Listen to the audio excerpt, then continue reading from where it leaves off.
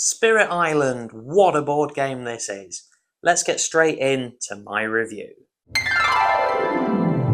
The thing I love the most about Spirit Island is of course the strategic depth. In that regard, this is much more similar to something like chess than it is to what you might call a regular board game. I love the fact that all of the 8 different spirits, you have to play them very differently, you have to approach it with a very different strategy.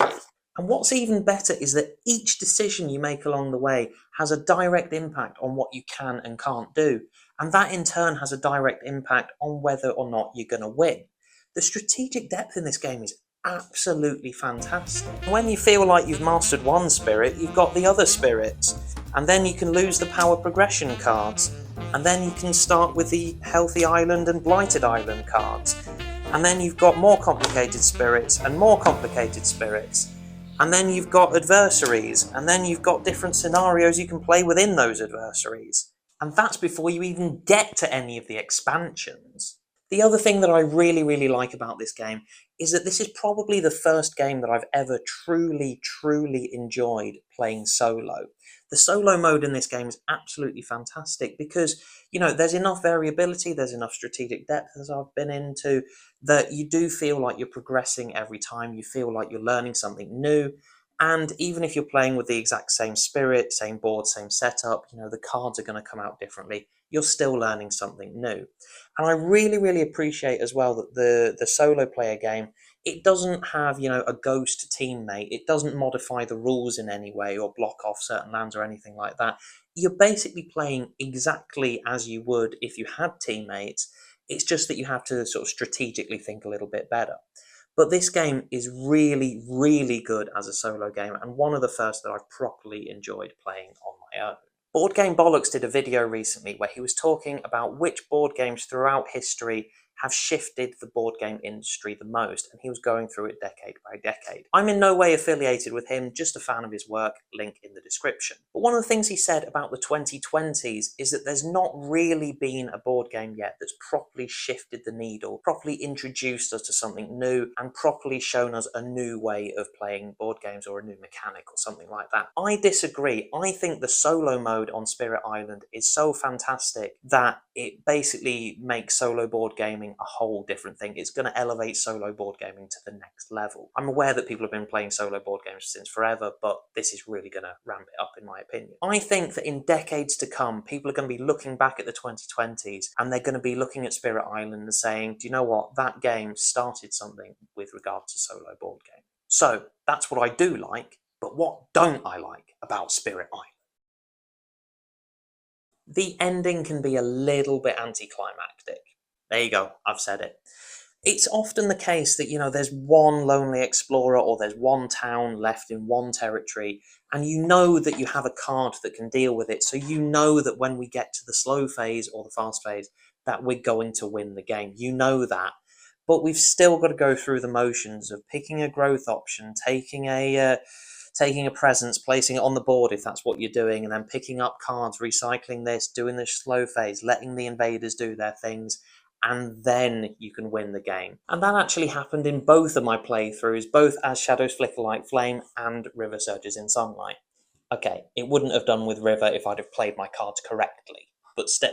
But of course, the other negative about Spirit Island is the complete headache that this game leaves you with afterwards. When it's your turn, even if you have a rough idea of what strategy you're going to use, what card you're going to play, there are still so many micro decisions that you have to make along the way. Like, which growth option am I going to go for? If I'm gaining power cards, which deck should I go for? And then of the 4 that I pick up, which card should I pick up? And there's of course many elements there. If I'm placing presents, which track do I place from? And then even when I've decided that, where on the board am I going to place it? And then which of my cards am I going to use? And then you realise that you're out of range for the cards you were hoping to play anyway. Every board game in the world is a combination of strategy and luck. Spirit Island is probably 95% strategy, I would say. And as I said originally, the strategy involved in this game, those micro decisions that you have to make, they do directly impact what you can and can't do, and that does directly impact whether or not you're going to win. So they are interesting decisions, they are meaningful decisions, but there are a lot of them. It's great again in the sense that there is so much depth, so there's so much that you could learn, and you're never, ever, ever going to get bored of playing this game.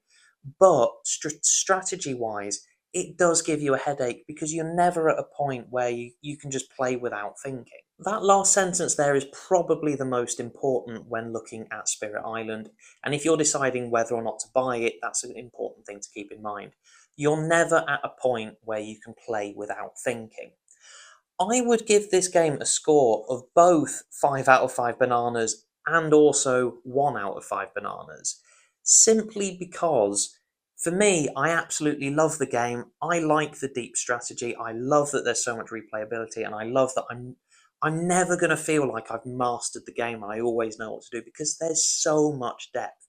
So for somebody like me who doesn't mind the headache and who really involves, digging down into the strategy of it, for me, it's a 5 out of 5 bananas. But for somebody else who just wants to, play something quick and easy when you get home from work, this is probably the last game you should be playing. So for you, it will be a 1 out of 5 bananas. For me, it's an excellent game, but I would be very, very, very cautious about who I recommend this game to. How much strategy do they like? Can they deal with a headache? Can they deal with the patience where you have to learn all the rules and get over that hurdle firstly? And yeah, if they can get through all of those things, I know that they're going to love the game, and I know that you will as well. But I'd love to know what you guys think about Spirit Island. Is it a game that you particularly enjoy? Is it a game that you find too complicated, too difficult, too strategically involved, perhaps? I'd really love to know down below. But yeah, in the meantime, take care. Thank you very much for watching. I hope you've enjoyed the video. Take care, goodbye, and long live the Dahan. Goodbye.